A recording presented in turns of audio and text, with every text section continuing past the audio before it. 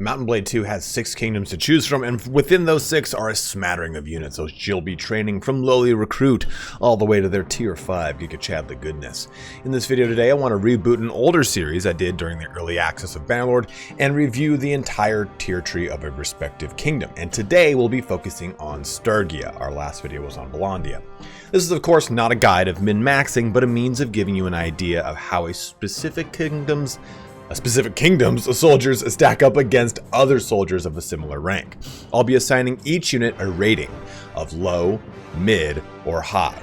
This way you'll be able to get an idea of how well that unit performs compared to its peers based off of the use case. Perhaps these skills and weapons are all over the place, making it a low grade unit, or maybe it has the best of the best across the board, making it that high grade Charles. You can quickly navigate to any tier of soldier by using the chapters in both the timeline and the description. And as always guys, if you end up enjoying the content, please don't forget to like, comment, and or subscribe. Each one of those things helps out any content creator you watch in a huge way to aid in combating the dreaded YouTube algorithm.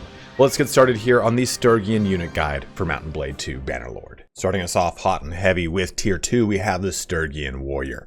Now, Sturgia is known for its infantry, or that's what it's supposed to be. That's the kind of shtick that it runs with, is strong frontline infantry that can form very great shield walls. And you kind of miss the beat here with the Sturgian Warrior out the gate. You've got a Tier 2 character with this typical kind of setup, 40-40-40 in athletics, one-handed, and polearm. Well, he doesn't have a polearm, so that's unfortunate. That right there is the old kicking the old Sturgian nuts, as they say. He has axes on 2 of his sets, and for those that don't know, some people are asking this in the comment section.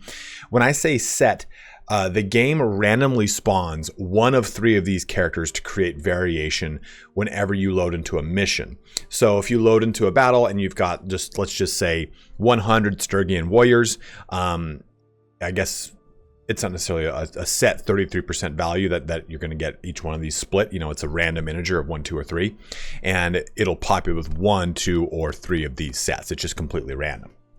So that's what I mean when I talk about sets and I click this and show the differing ones.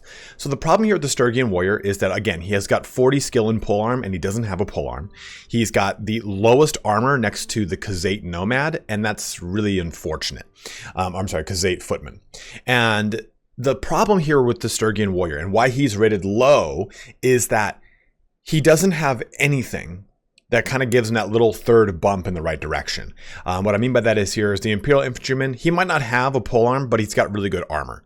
The Khazate Footman, okay, well, he doesn't have a polearm either, but at least he has a mace, and having a mace is going to allow him to punch up to higher tiers, and it makes him really useful if you're trying to do any of the quests where you're stealing bandits for manual labors. The Footman here has a polearm and a mace. I mean, that's so good. The Valondian Footman, yeah, sure, he doesn't have he's not the most appealing character in the world, but at least he's got decent enough armor and he's got an actual polearm. The Battanian Clan Warrior has got a shield, a sword, a throwing weapon, and a polearm. Like, it's just unfortunate that the Sturgian Warrior for the kingdom that's kind of focused on this just doesn't have a good out the gate presence. So the Sturgian Warrior is a low rating. Moving over to the Sturgian Woodsman, we have a character that is geared towards throwing. And the only other competition in this branch is the the Battanian Woodrunner. Don't tell him I said that. And the Battanian Woodrunner is, all intents and purposes, a great character. We've already talked about how this progression point in our top tier infantry video is really, really good for Battania. And the Woodrunner is a great testament to that. But the Sturgian Woodsman kind of fits the same role for the first 2 steps in this, and it's unfortunately quite shit. It has comparable amounts of armor and comparable skills, 40-40-40 in athletics, one-handed and throwing, all great things, but he doesn't have a shield. His armor's not as good as Battania, so I give the Sturgian Woodsman in a location that doesn't have much competition, a low rating, because even looking at this arbitrarily, let's say that there was no competition, there was no Battanian Woodrunner, the Sturgian woodsman has a hard time surviving. And if you're brand new to the game, you probably don't know that the woodsmen get cycled into your normal infantry. And if you don't know to remove them from your infantry, or you don't know to kind of micromanage them better, then they have a hard time progressing into hunter, which is your only ranged unit in the Sturgian roster, which is a pitiful one of that. But still, I think this is what kind of hinders the Sturgian woodsmen, is they don't have a shield. So if they're in the rank and file, they're just going to get hit. They're just going to get hit with arrows and sliced to bits. So that's unfortunately a low for the Sturgian warrior and a low for the woodsman in tier 2. If tier 2 was a disappointment for Sturgia, then tier 3 is like a complete 180. So looking at the Sturgian soldier, we have a really great and multiple times redone character. So we have 70 athletics, 70 one-handed, and 70 polearm. And guess what? We actually have a polearm this time. A broad leaf-shaped spear. Cannot be braced, unfortunately, but it still is a really good weapon. We're looking at an axe on all 3 of our iterations. You know my kind of stance on axes. I prefer swords or maces over axes. Axes still do a considerable amount of damage. I'm not saying that they do not. I just like the fact that a mace does 100% kind of crush damage into armor, and that's not an actual value. It's just the mace is geared more towards breaking armor, and the sword's got that length. The axe is an in-between. It still does a lot of damage towards armor, but you do lose a considerable amount of length. That's not too much of a detractor here, I suppose, because the whole line has got axes, so everyone's going to be up close and personal. You won't have people in mismatched kind of engagement distances. But here's the real big shining point for Sturgia. That's a heavy 37 armor on the headpiece, 22 body armor here, 4 and 5. That stuff's meager, but it's really the chest and helmet, the 2 big important things, and a big round shield, quite literally a round shield. This Sturgian soldier is a high rating. Nothing else compares to that level of just really solid frontline character. Imperial Trained Infantryman is great, but it does have some throwing on here. And the armor is not as strong, which is actually kind of weird. It's kind of been the Imperial's big focus. They get throwing, but you sacrifice armor. This character does have a good amount of armor, but not as much as Sturgia. And it does have all the same kind of tools, but you're focusing on swords rather than axes.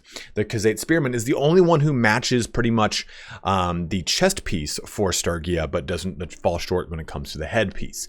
And then the Vlandine Spearman, we already know my opinion on him. And the Asarai Footman, just the pinnacle of pinnacles here, with a decent smattering of armor, but a really nice horseman's mace. I definitely give the Sturgian soldier a high compared to the rest of those, because it really outclasses almost all of them. Moving into our brigand, we have another throwing character just like the woodsman, and the competition is the Battanian Skirmisher. Now, this used to also be the Asarai Skirmisher, but that is now a light archer, which we'll compare in just a little bit. And the Battanian Skirmisher, compared to the Sturgian Brigand, is different than the Sturgian Woodsman into Woodrunner.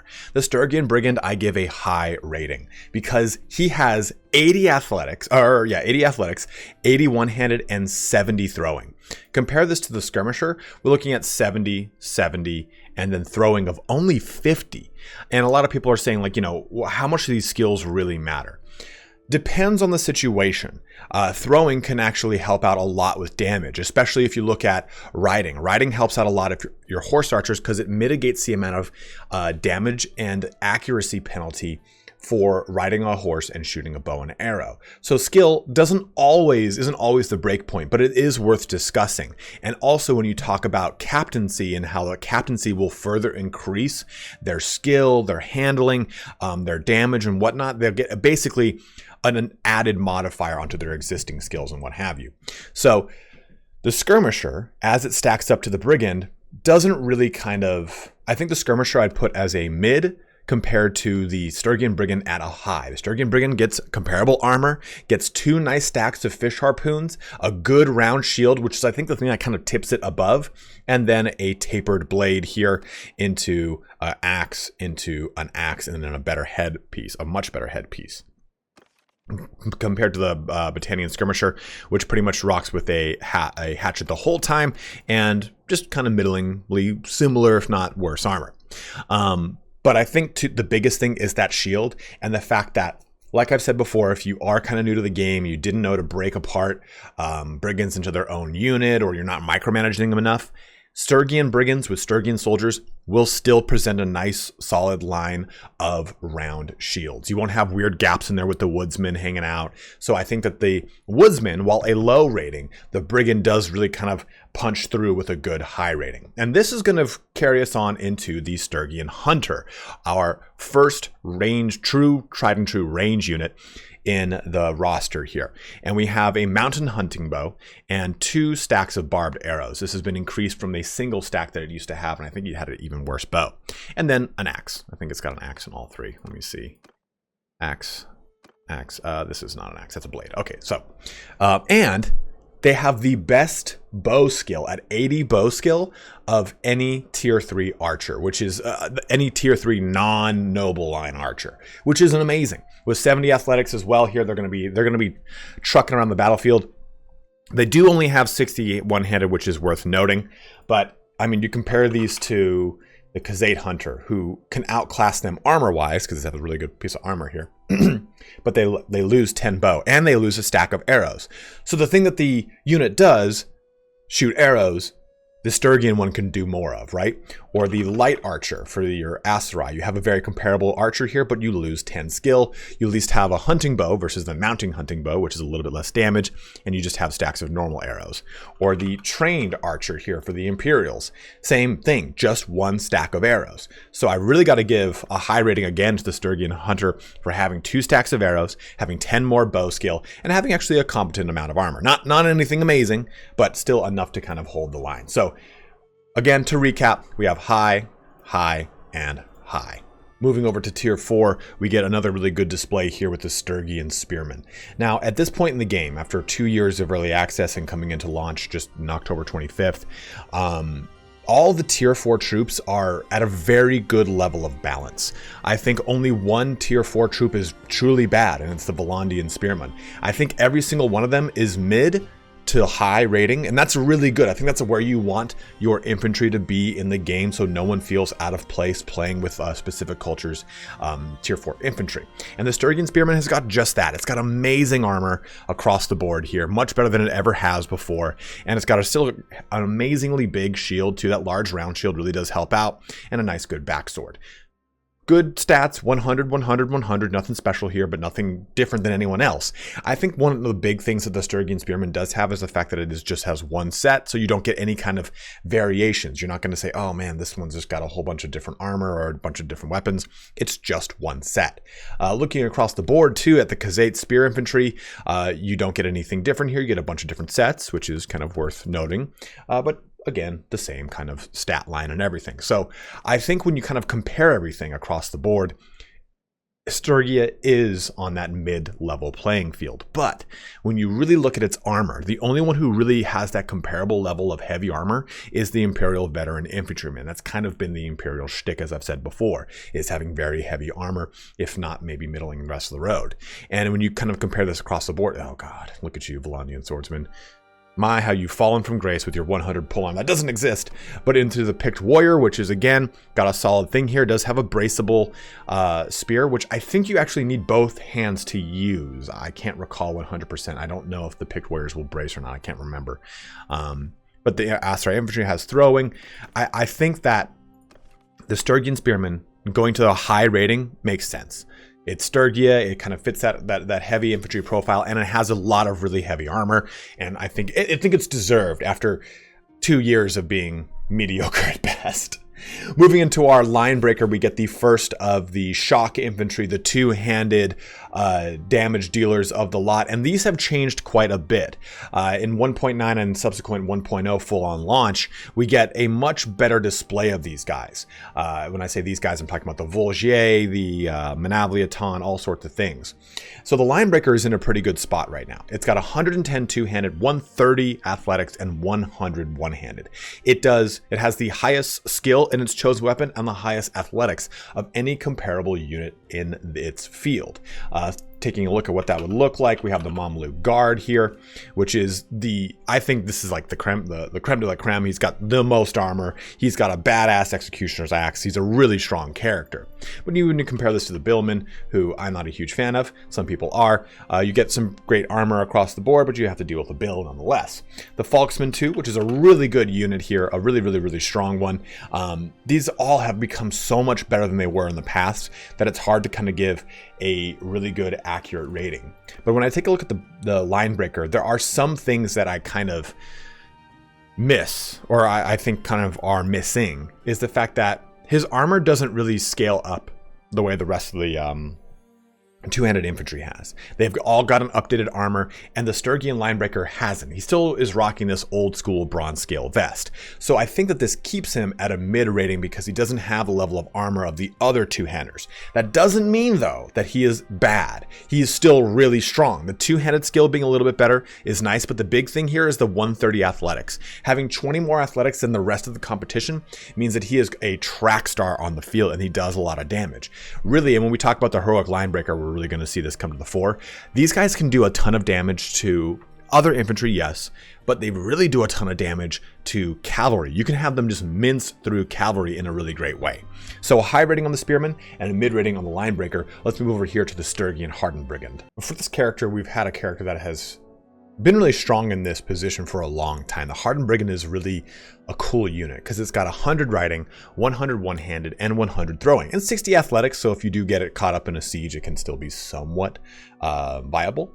It's got a nice set of armor too with a heavy lamellar vest, which is really good. Something I wish that the Sturgian Linebreaker would take rather than the bronze scale vest, but it's not that much different, to be totally honest with you. And a decent amount of armor with a pretty good mount, because this isn't a character that's like necessarily meant to 100% be in melee combat. He's got a throwing weapon, a woodland javelin, and he's got 100 throwing. So you use these as a kind of skirmish cav, as I've called them, in the sense that you would put these in charge or engage, depending on what you're trying to do, and they would just simply throw their javelins and still have threat range. Though they have a good spear on here, not couchable, but they can use this spear to fight against other cavalry, to fight down into infantry. If they get in a cav position, they do have a nice long weapon here. I read 105 as the weapon length. That is not it. That is a 105 handling with 77 weapon length. So not a good long weapon with also an axe.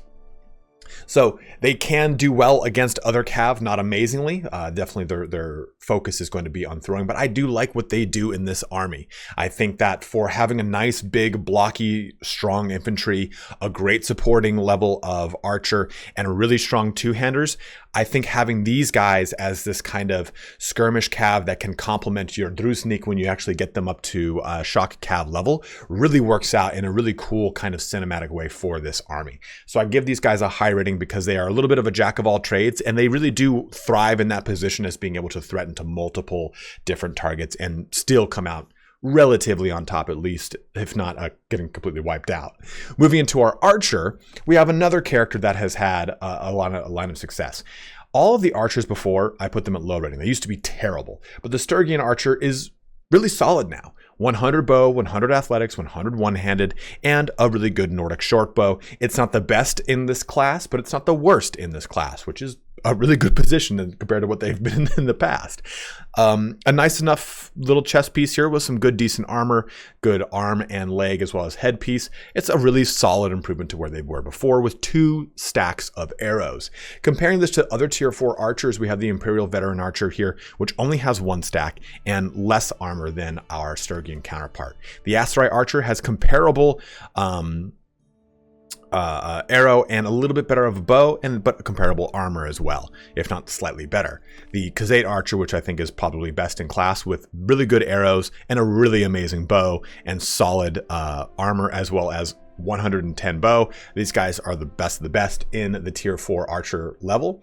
So I definitely put the Sturgian archer at a mid rank. So recapping everything here, we're going to go high for the Sturgian spearman, mid for the Sturgian linebreaker, if only to kind of fill up the void of having outdated armor, high for the Sturgian hardened brigand, and mid for the Sturgian archer. A much better placement than it was in the past. So at tier 5, we have the best of the best of Sturgia, and let's see how they stack up to the competition. So Sturgia is unique in that their tier 5 branches into either the heavy spearman here with 125 athletics, 140 one-handed and 140 polearm with a great jagged fine steel spear, great long war sword with 100 length, as well as a good heavy round shield, and just an amazing amount of armor here. A really nice tanky boy. But you can also go with a heavy Sturgian axeman. Now, in my video where I did the top tier infantry, I ranked the heavy spearman above the axeman. But if I'm being totally honest with you, I think the best way to do Sturgia is to mix your army with both, because having a set of throwing weapons here on a 130, 130, 130 athletics one-handed throwing unit with the heavy armor of this unit, I think makes for a really devastating front line.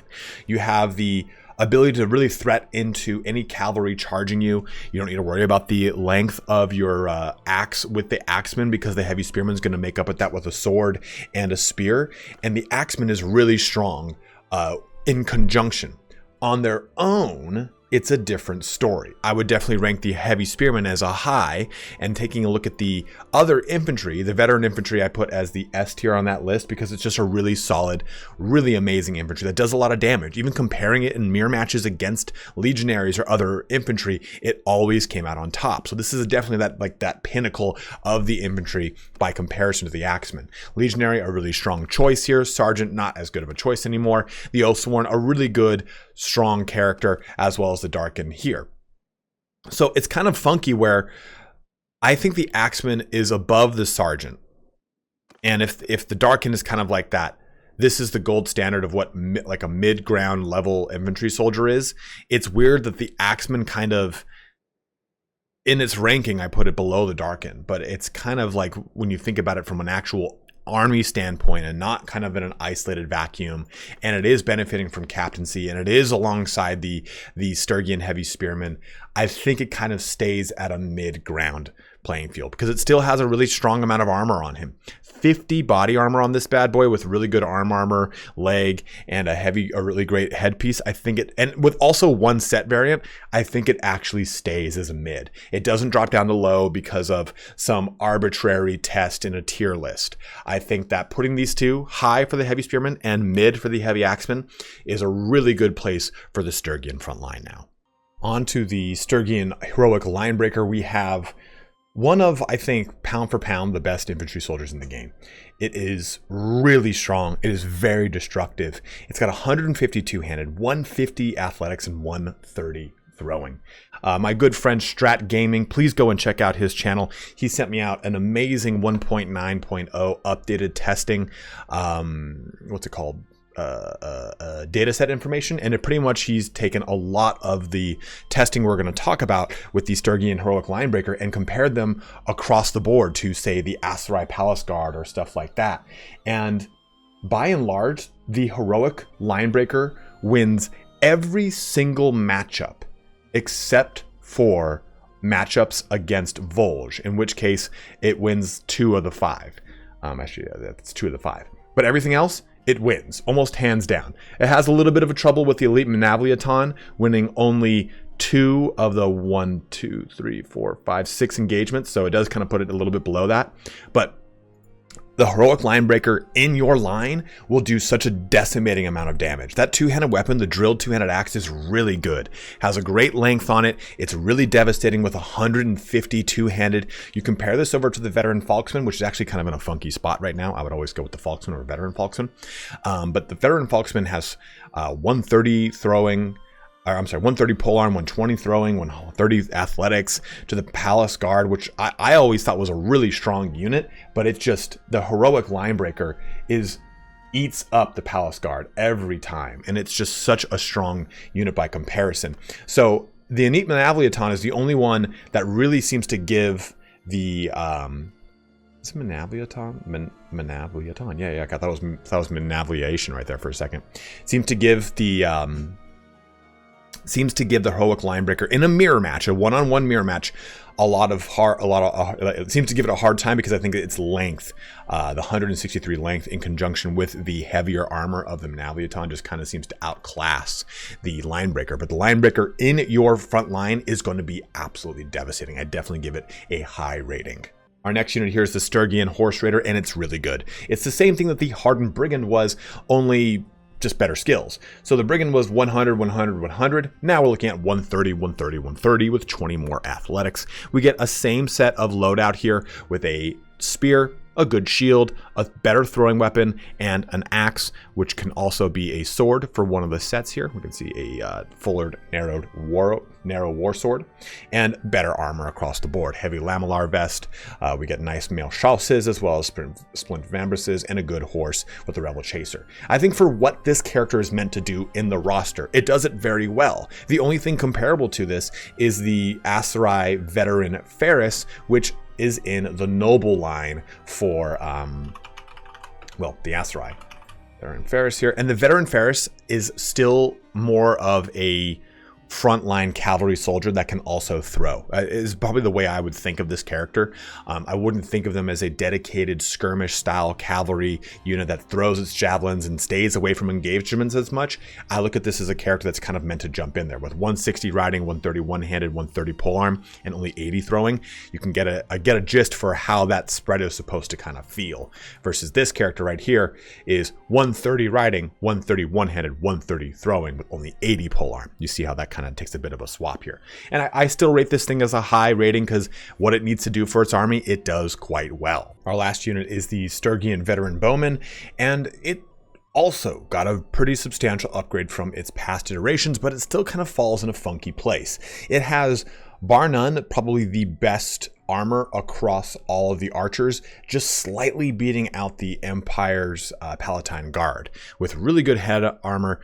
Gives great head. 30, 20, 30, 12, 14 on the body arm and leg on the chest piece. Great set of arm and leg armor here. Also, we're looking at barbed arrows as well as a commoner axe with a Nordic short bow. And that's really where the Sturgian Veteran Bowman falls short. We're looking at a tier behind in both bow and in arrow. The Nordic short bow is a tier 3 bow. That's 10 pierce damage lower than the other lowest bow amongst the other ones. We'll take a look at that in just a second. Skill-wise, we're looking at 140 bow, which is actually quite good. It's 10 more than pretty much everyone except for the Master Archer, who has 160, 130 athletics, and 120 one-handed. And again, we're dealing with an axe. Let's look at the Palatine Guard, the Palpatine Guard. And he's got 140 bow. So that's great, right? He matches up with your Sturgian bro, but he has a Step War bow with 66 pierce damage. And we're looking at Bodkin arrows, which have 2 more damage than our barbed arrows, and a stack amount of 24 versus our stack amount of 20. So they're already getting more shots. They're already doing more damage across their bow and their arrows. Jumping in the Master Archer, we're seeing piercing arrows, which do 4 pierce damage, and a step recurve bow, which has 62 pierce.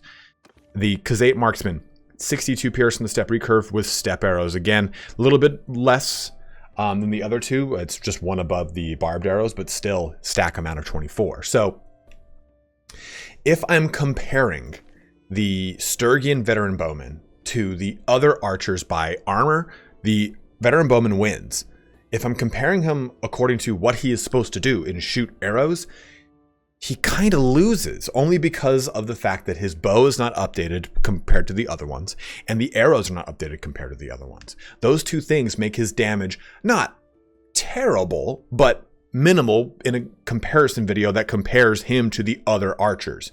So while he is truly, I think, a mid-range because of his armor, I think his actual use case, because his armor does give him survivability, which is great, but the actual damage output and what his use case is by comparison to the other archers, he is not going to be able to fire as much as the other archers, and the other archers are going to do more damage than him.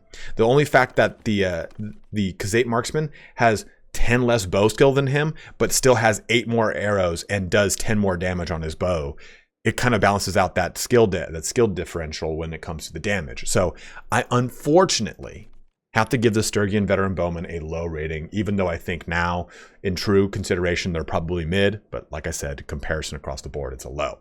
So to kind of recap here, we had a high rating on the heavy spearman, mid rating on the axeman, high rating on the linebreaker, and a high rating on the horse raider, with a low rating on the veteran bowman. Let's move now into the noble line before closing our video out. Moving into the noble line for Sturgia, we have a very interesting kind of lopsided noble line that starts as infantry and then evolves into very heavy cavalry. And just as kind of my stance here, I think that Sturgia's noble line should strictly be strictly be infantry. I think it's kind of in a weird mismatched place with the Druznik champion. The way to really use this character is you charge the Druznik champion into combat and then dismount them. It's probably the one of the most effective ways you can actually get them to do true damage. I think that they're just not effective as cavalry soldiers when you compare them to other soldiers like the Banner Knight and the Cataphract. They can't stand up. Well, they can, but still. Let's go ahead and take a look at this, but I wanted to make that distinction up front that I think that this should be converted to a tried and true infantry line. With our tier 2 infantry, the Otrok, we have a very interesting one. Again, it's kind of like in the same headspace as the Sturgian warrior, but at least it doesn't have a polearm with wasted polearm skill. It has 60 one-handed, which is actually way better than any other tier 2 soldier counterpart. I think the Visual Recruit has very comparable, it has a comparable amount of one-handed. Everyone else, it also at that point too has a spear to kind of go with its 40 polearm. So you kind of consider that this here, that it's kind of in the same position as the Sturgian warrior, where it feels very out of place for everyone else in the tier 2 bracket, but at least he'll do more damage with his one-handed weapon and he doesn't have wasted skill in polearm. So I give him a mid ranking. Into the Varyag, though, we get a very strong, very competent fighter, much in the same way that Sturgia immediately jumps into a strong hitting position in tier 3 and 4. The Varyag is really good. It has a great amount of armor here with the Huskarl mail shirt, great headpiece. It's got a commoner axe, which is all right, but it will work very well with the already great tier 3 infantry, right? We already took a look at the, not the Sturgian warrior, but this is going to get me there.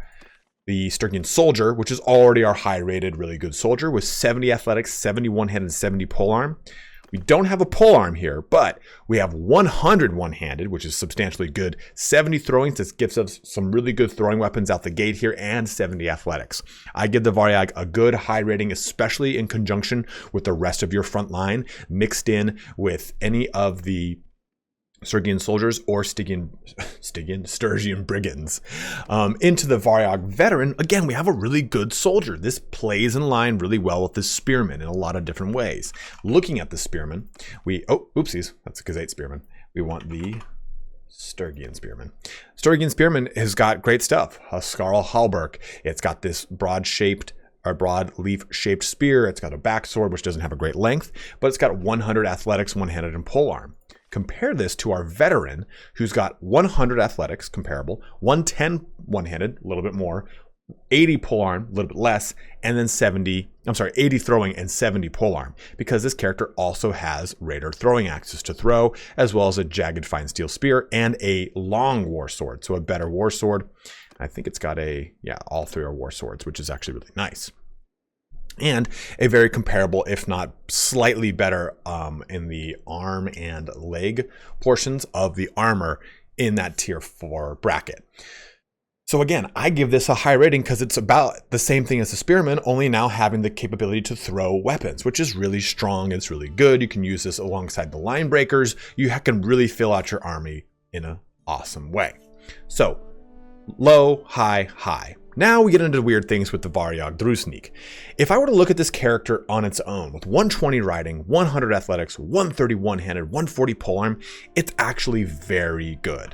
Looking at I think it's actually the champion, Blondian champion, we have a character with 130 riding, 130 one-handed, 160 polearm.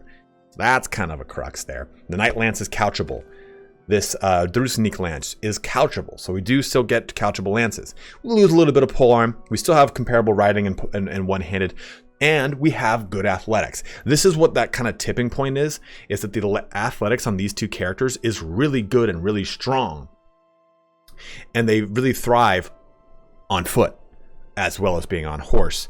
I just think that they're better suited to being on foot. I don't know. I think if you kind of look at them as a mobile infantry platform rather than thinking them as strictly as cavalry and charging them in as cav and then pressing dismount, you get more out of the unit. I just feel that that's the case. Taking a look at some of the testing here that Strat Gaming did, we've got 1, 2, 3, 4, 5, 6, 7, 8, 9, 10 different tests here, and these are all across different units that he's tested in, and that's not necessarily what I'm getting at, is that he has 6 wins out of these 10 tests for the Drusnik. That's a 60% win, whatever the hell. But half of those wins are dismounted after combat.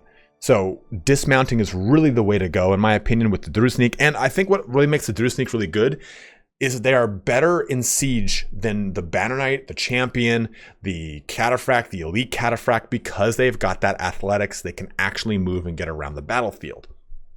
So when you think of them in that regard, I still think the Drusnik is a high rating, comparable skill set to his counterparts. No one pulls away from him too hard, and he still is going to be very cogent in combat. The Drusnik Champion is a little bit different. 170 riding, 140 athletics, 200 one-handed, and 170 polearm with 90 throwing. It is worth noting that the Drusnik has an amazing amount of armor. I didn't want to sell that short, but everyone else has comparable amounts. I didn't want you guys to think that he's got terrible armor, and that's why I didn't talk about it. He's got comparable amounts of armor to everyone else in class. So comparing the Champion to the Banner Knight and to the Elite Cataphract, the other two that are kind of in his class, the Elite Cataphract has got 200 riding, 200 one-handed, and 260 polearm with 60 athletics. And a disgusting amount of armor. The most armor, I think, of any cavalry soldier in the game. I think the Drusnik Champion is very comparable, though, nowadays. The Banner Knight, 200 riding, 220 one-handed, 260 polearm. Again, comparing this back here, we are looking at 170 riding, so less riding. 140 athletics, though. Again, we're not going to sell that short. 200 one-handed, that's much lower. And our polearm's only 170. So being on horseback is almost a detriment to the character, because everyone else just does polearm a little bit better than him. He can still couch his lance. He still has a great amount of armor here. This is all still really good armor. It does compare to the Cataphract. I just think that if I'm using this character in an engagement, I'm going to put him on his feet faster than I am going to keep him on his horse. And I think that kind of puts him as a mid by comparison to the Banner Knight and to the Elite Cataphract, who are in class as a cavalry soldier better than the Drusnik Champion. But again, like I've said, the Drusnik Champion is going to thrive in a siege setting. It's going to thrive if you take him off that horse. There are just a lot of different instances where he will thrive compared to his counterparts. So to look at everything now as a full image, right? We've now gone over all of this. Let's have a quick discussion. I guess an overall review of the Sturgian military. And it's in a much better place than it ever has been before. In the past, this whole right line was low, and that was tragic.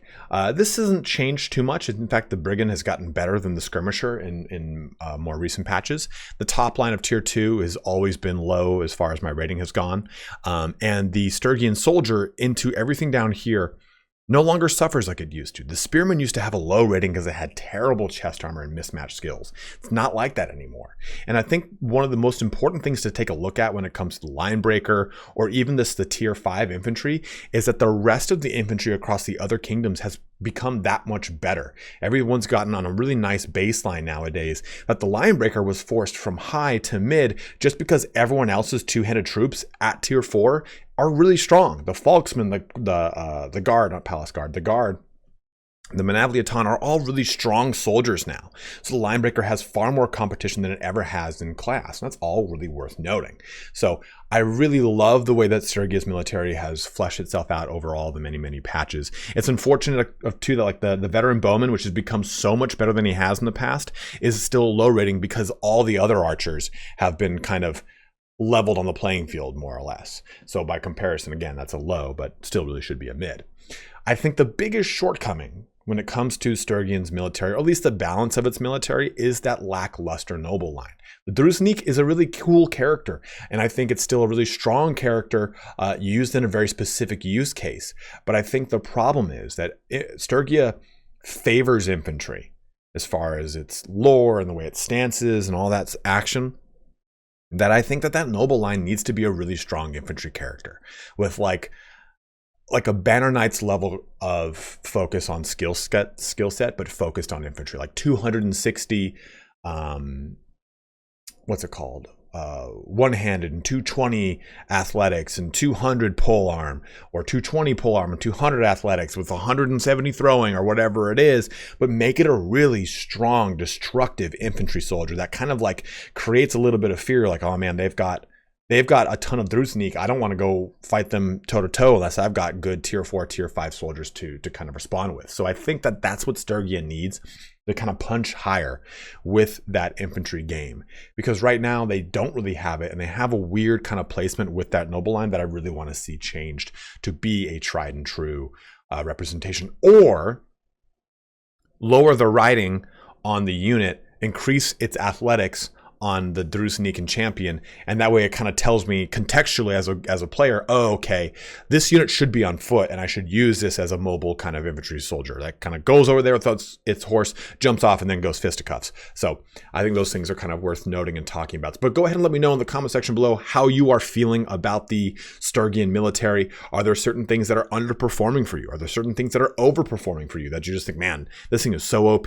Let it be known in the comment section below. Again, a huge shout out to Strat Gaming for giving me the information on his 1.9.0 testing. He's got an amazing channel, guys, that you do need to be checking out. Tons of information with really detailed number crunchy levels of like tactics or breakdowns with units. Like if you ever ask his opinion on cavalry, he hates cavalry. They're not programmed great. I don't like using them. He's like, I'll just use archers or infantry over them. And even then, his favorite infantry is the Sergeant Crossbowman. So my point still, please go check him out. He has such a great grasp of the game's mechanics, the behind the scenes and the calculations and everything. And he's done a lot of work to present as much information to you guys as he can. So again, check out Strat Gaming on YouTube. You can find a link in the description below. But as always, guys, thank you so much for watching here today. The next one we talk about will probably be the Imperial Unit troop guide. But if there's any other guides that you want me to cover, go ahead and let me know in the comment section below, and I will do them as time permits. But as always, have a good one and take care.